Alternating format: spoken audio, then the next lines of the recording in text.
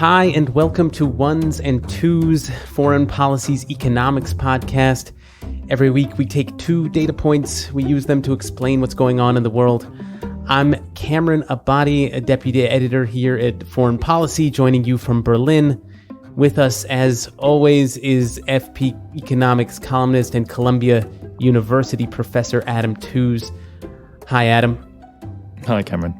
So, coming up in the second part of our show, we'll be looking at classic cars and why the market for some of these machines is so hot right now. But first, let's get to our main data point. That number is 111. That's the number of countries that the Biden administration invited to participate this week in the first ever Summit for Democracy. U.S. President Joe Biden is gathering the leaders of more than 100 countries for a virtual summit for democracy. According to 2021 wasn't exactly the best year for democracy around the world. So is Joe Biden's Summit for Democracy supposed to come in and save the day? Let's get to the bottom. This gathering has been on my mind for a long time for a simple reason. In the face of sustained and alarming challenges to democracy, universal human rights, democracy needs champions. The White House is clearly hoping it won't be the last. The thought here seems to be that this should be an annual event and some sort of lasting new international forum that would establish a meaningful alliance among the world's democracies. Of course, that'll depend on how the summit went, and this is where I should probably admit that we're recording this on Thursday, I think a little bit after the summit started, and the podcast will drop, as always, on Friday morning, U.S. time, probably before the summit is over. So we can't comment on the outcomes of what happened, but there's plenty to discuss nevertheless. I mean, creating something like this new forum has been one of Biden's promises, tracing back to his campaign, and it's one of the big centerpieces of his foreign policy now. And that's because of the, most conspicuous country that wasn't invited to participate, and I'm talking about China. The entire Democracy Summit was conceived as a way of strengthening democracies by exchanging ideas on reform and corruption. But also, through the same efforts, it's meant as a way of pushing back on China's growing influence around the world. I mean, it's clearly a political project, but it got me wondering if it makes sense to also think of this as an economic project. After all, the rivalry with China definitely has a strong economic component. So, Adam, to start, is there an economic basis, really, for this whole block of democracies? It's not like the Cold War, right? I mean, there was this ideological division back then that mapped pretty clearly onto economic divisions, as far as I understand. I mean, does history suggest if there isn't an economic basis for this kind of block, can it work? Can this cohere in any significant way just on the basis of ideology without that economic logic? It's a puzzling world we're in, I think, because you're right. I mean, in the Cold War era, you might as well say that the alliance bloc was really fundamentally based on economics, not politics. You certainly didn't have to be a democracy in any conventional sense of the word to belong to the US bloc. You needed to respect private property rights, and particularly those of big Western businesses and American ones in particular. And it helped, of course, if you showed your anti-communist stripes too. The remarkable thing about our current moment is precisely that both sides, the Chinese and the Americans, are blowing up an ideological and national security rivalry at a time when economic interests in the West and indeed in China are in fact tightly interwoven with each other.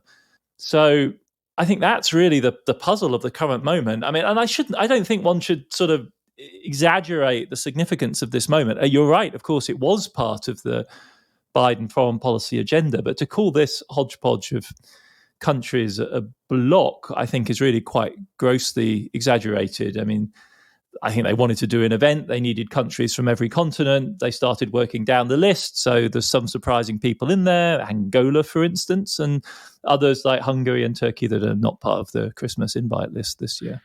Yeah, I mean, I guess I meant block as an aspiration of a kind, because clearly, yeah, when you're stretching from Iraq to Angola to Canada, it's pretty tough to imagine what's linking all these places. But let's zoom out a little bit here. This got me wondering about democracies in general and how democracies perform economically. I mean, would there be a kind of economic logic in that sense? I mean, are democracies generally better than the competition when it comes to, economic measurements? Are there political factors that contribute to the economic success of democracies in general? It's an incredibly hotly debated issue amongst political scientists and political economists. I found a very recent paper, 2019, which was a meta-regression analysis of 483 estimates of the relationship between democracy and economic growth, derived from 84 studies of this question. So by this point, people are doing statistics on other people's statistical estimates of the relationship or lack of it between democracy and economic success. I mean, I think it's a large part to do with the fact not just that it's very difficult to define what we mean by democracy, but also that it depends on what growth model that you use. So the classic property rights, wealth protection kind of angle, where there's a lot of economic theory that would suggest that securing property rights is crucial because they're the basis for incentives and for accumulation, investment, and so on.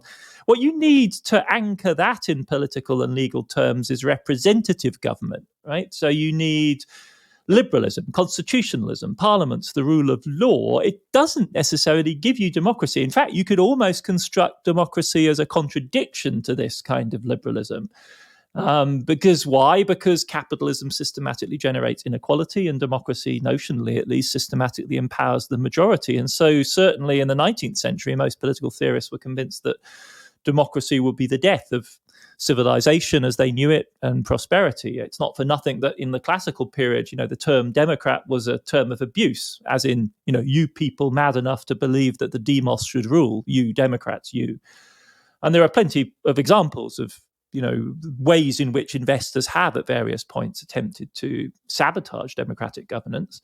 On the other hand, you could say the argument cuts the other way. If what investment needs is stability, and you take the rise of popular government to be essentially an unstoppable trend of modern history, then at some point or other, you're going to have to open the gates to democracy. And so it's the one thing that will make you future-proof and really establish your society as stable. It can even be a power play of like one elite group against another to secure their position. If you think like Bismarck against the liberals in the 19th century, empower the peasantry to secure conservative rule. So in that sense, democracy enables investment and growth. So I think there are many different ways in which this relationship can be modulated, and the difficulty that the quantitative political scientists have in sorting it out reflects just the extraordinary array of different relationships that have emerged over the last 150 years. I would love to take a closer look at the economics of populist authoritarianism here. I mean, let's take the example of the current economic crisis in Turkey. I mean, from what I can tell, this was a case where quite literally comments by the authoritarian president there, President Erdogan, led to a kind of crash of the currency and a broader economic crisis. I mean, what is the mechanism by which just sort of comments by a single person, by like a president like Erdogan, how does that produce a crisis in the real economy in this kind of political system? I mean, presumably the foundation of the Turkish economy is the same as it was before, right? So how exactly does this work? Yeah, and that foundation is strong, which is why foreign investors are in Turkey, right? It's a big place, 80 plus million inhabitants, rapid growth over the last couple of decades. It's very close to the EU and has preferential trading relationships with the EU. So like Poland on the eastern edge of the EU, it's grown very rapidly over the last 20 years. I mean, transformed in terms of GDP per capita, threefold increase in purchasing power parity terms since the early 2000s.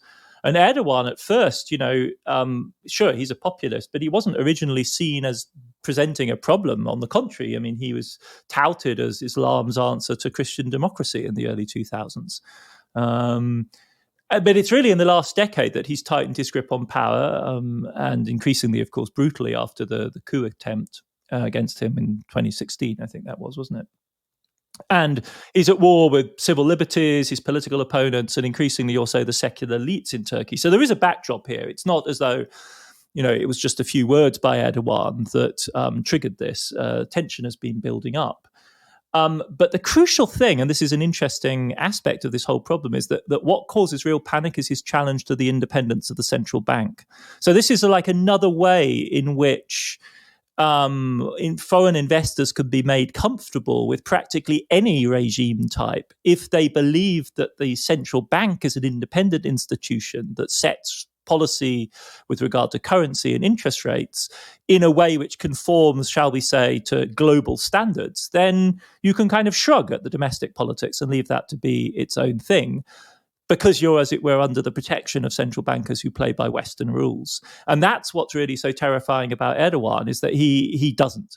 He's basically burned his way through half a dozen central bankers at this point. He has a pet theory that interest rate increases rather than reducing inflation, as most people believe, actually causes inflation. So as inflation goes up, he calls on the central bank to cut rates, which may have a logic in making the lira devalue and exports become more competitive. And it may be good for people who've got debts in Turkey. So it feeds a constituency, but it also drives fundamental macroeconomic instability. That begins to feed off itself. The lira's plunged, inflation has soared. And in fact, even inflation has become politicized because people doubt that the Turkish statistical agency is any longer independent of government.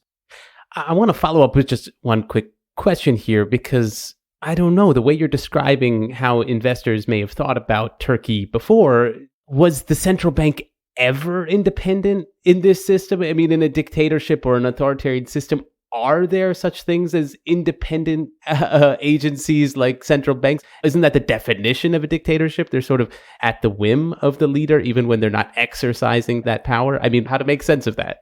Yeah, but I mean, the question with Erdogan, what kind of a regime is the regime that he's building? I mean, if it is taking on dictatorial aspects and authoritarian aspects, it's very much in flux.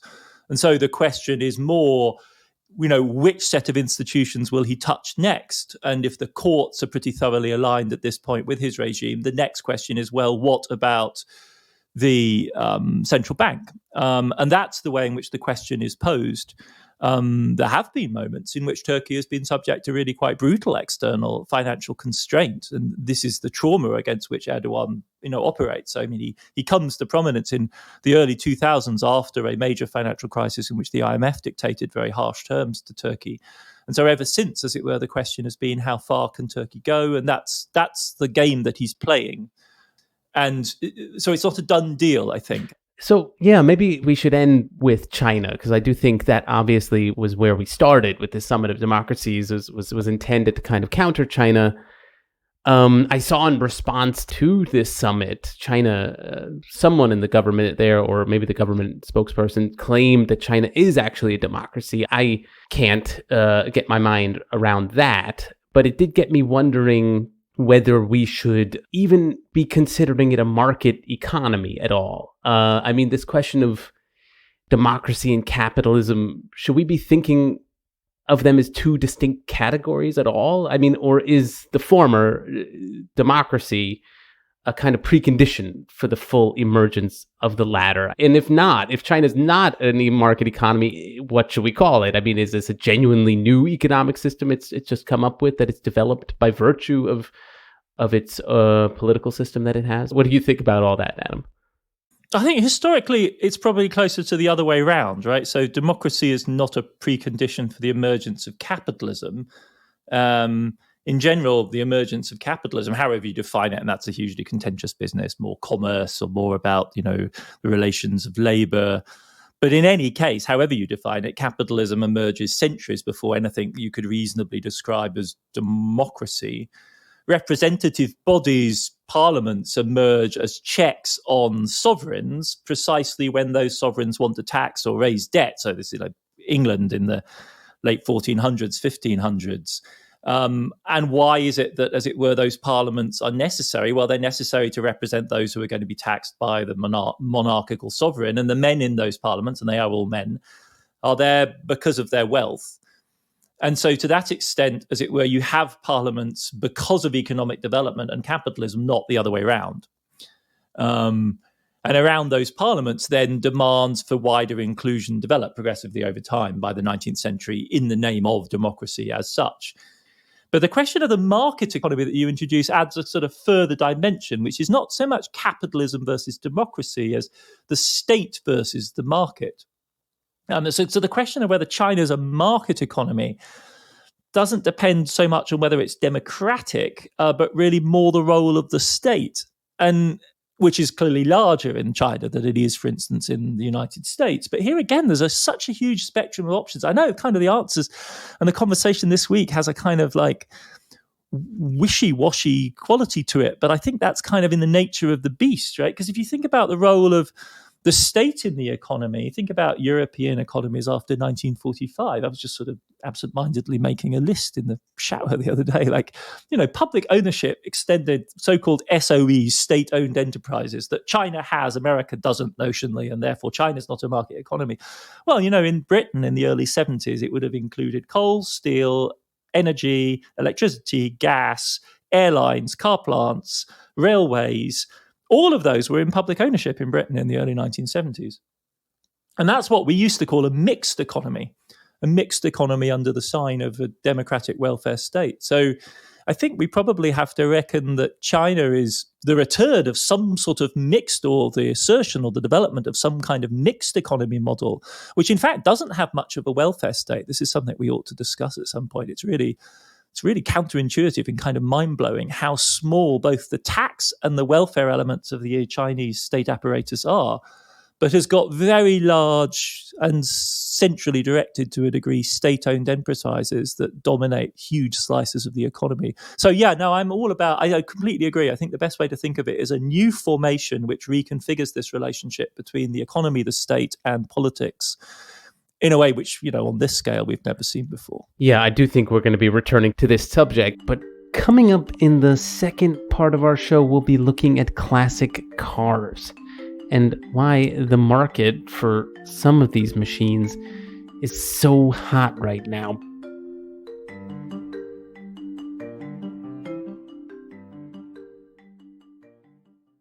Welcome back to Ones and Twos. Our data point from beyond the headlines this week is 203,000.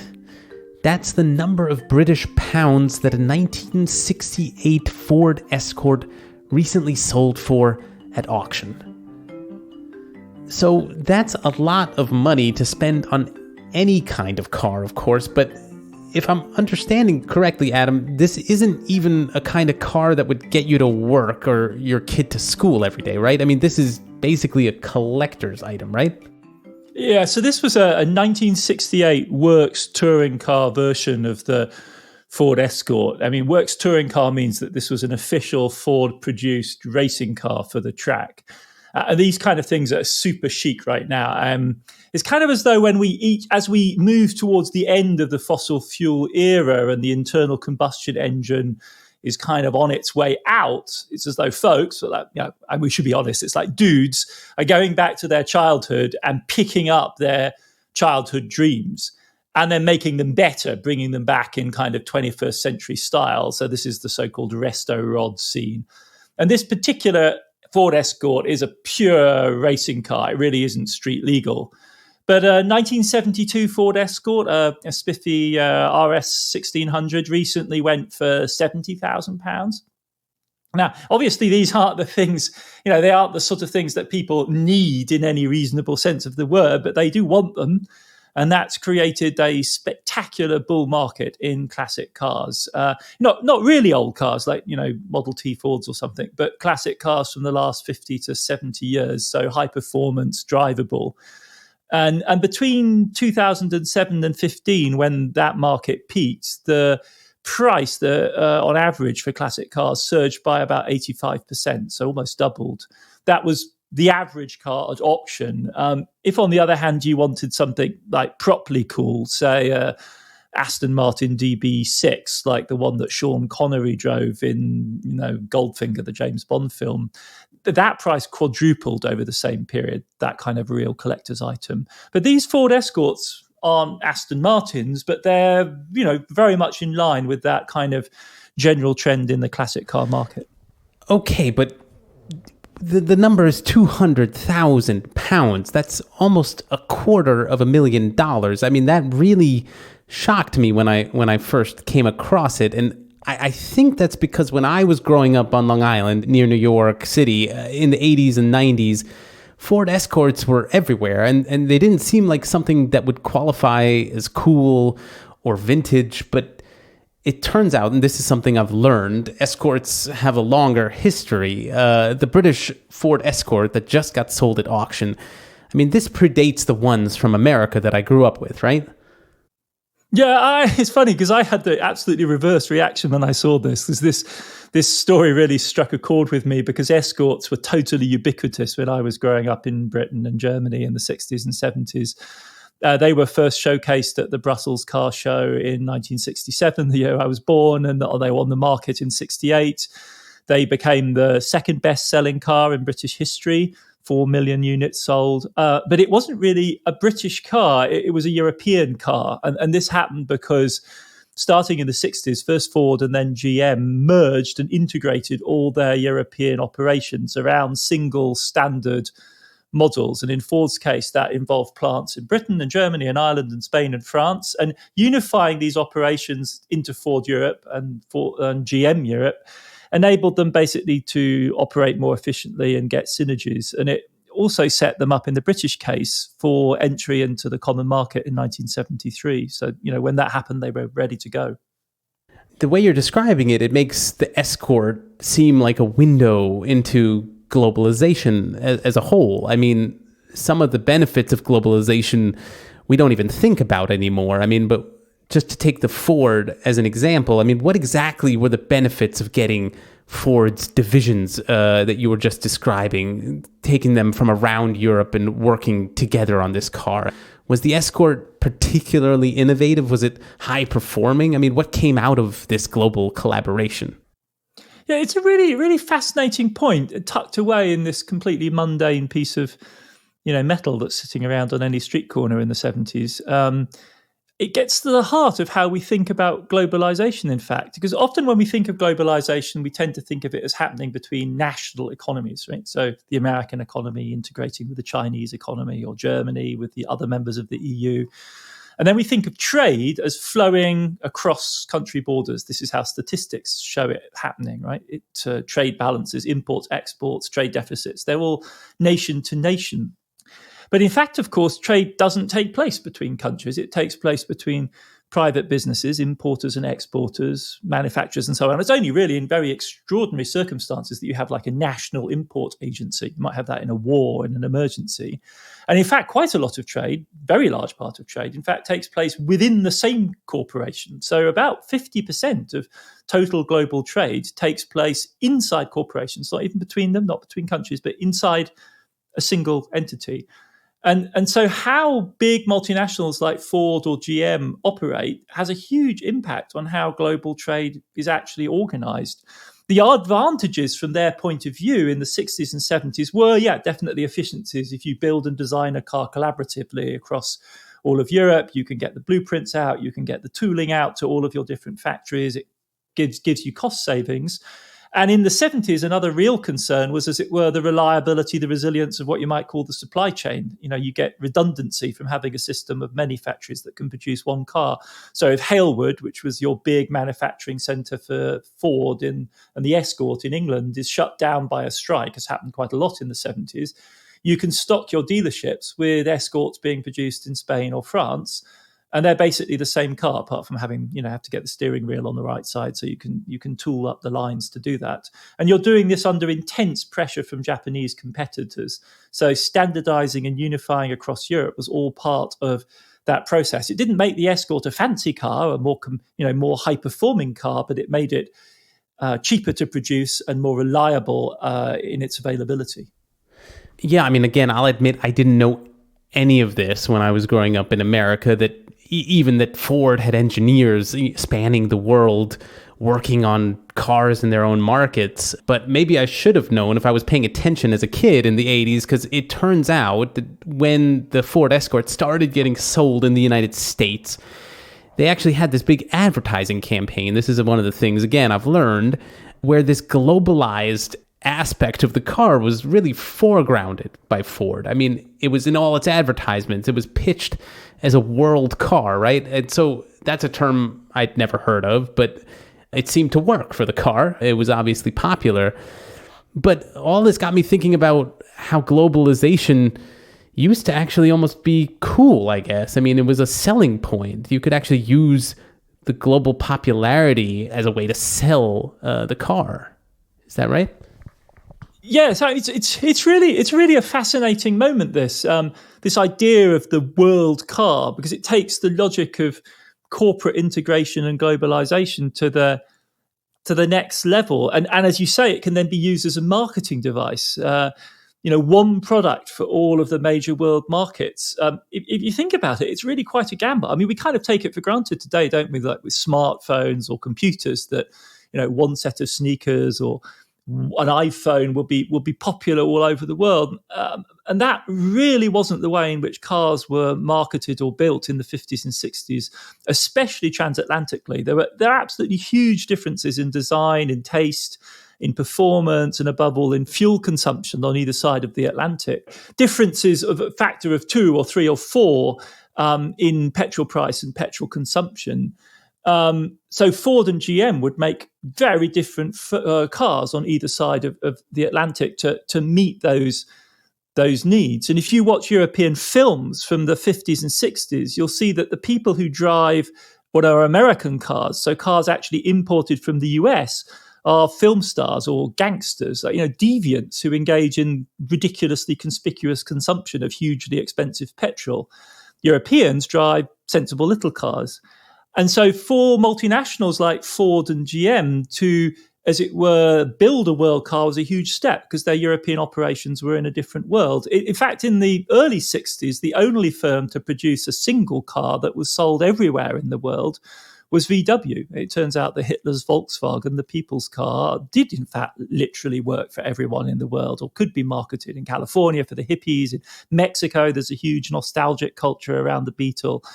But other than VW, the breakthrough really comes with the Japanese, and it's Toyota and really the Toyota Corolla that opens the door. And if you look at the Toyota Corolla from this period, you'll see that the Escort is really almost a copy. The Corolla was introduced in 66. By 74, it's the best-selling car in the world, literally dominating markets worldwide. And that's a huge shock, right? Because Ford basically invented the mass manufacture of the modern motor car, and now it's trailing Toyota. I guess I still wonder whether maybe one of the lessons here is that people should think twice maybe about getting rid of their old cars. I mean, if you take that clunker in your garage today, you never know, you could be passing it down to someone. Maybe you should hold on to it to pay for your kids' college tuition in a few years. Yeah, you could try, but I mean, I think the big picture here is that these cars, they're a dying breed. They're headed for extinction. We are about to witness one of the great technological transitions in history. We're maybe a decade, 2 away from the end of the internal combustion engine as the main form for road transport, at least for new vehicles. If you look at the latest proposals out of Brussels and, in fact, in the US, we're going to see the end of the sale of internal combustion engine vehicles by most manufacturers by the mid-30s, 2030s, that is. So then we'll have like this arc of history, right, that starts with the Rhine Valley and tinkerers in France and Germany developing various types of new vehicle. Carl Benz in 1885 debuting the first thing which is generally recognized as a modern car. And 150 years later, we're really seeing the end of that. It doesn't necessarily mean that you won't be able to have the cool, swoopy 1970s Coke bottle styling, an Escort type body, but it'll be a plastic shell strapped on what's now called an electric skateboard. So retro style with a pokey little electric engine fueled by renewable energy, we hope.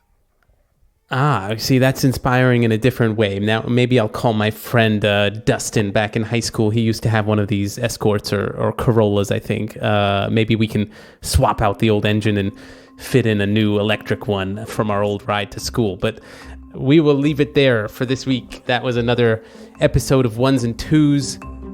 My thanks, as always, to my co-host, Adam Tooze. And listeners, as always, we like hearing your feedback. Please email us at podcast@foreignpolicy.com, or you can also tweet us at Ones and Tooze Pod. Remember, that's Tooze as in Adam's name. That's Tooze. And also, for this holiday season coming up, Adam was kind enough to come up with some suggested reading for yourself or friends, family members. That's, of course, in addition to Adam's own latest book, Shut Down, How COVID Shook the World's Economy. You should definitely buy that one. But be sure to also check out the list he drew up at foreignpolicy.com and then click on the page for the Ones and Tooze podcast. So, Ones and Tooze is written by me, Cameron Abadi, and Adam Tooze. It's produced by Laura Rossbrow-Tellem and Rob Sachs. Our social media manager is Claudia Tatey. And the executive editor of FP Podcasts is Dan Efron. Thank you very much for listening, and we'll see you back in your feed next week.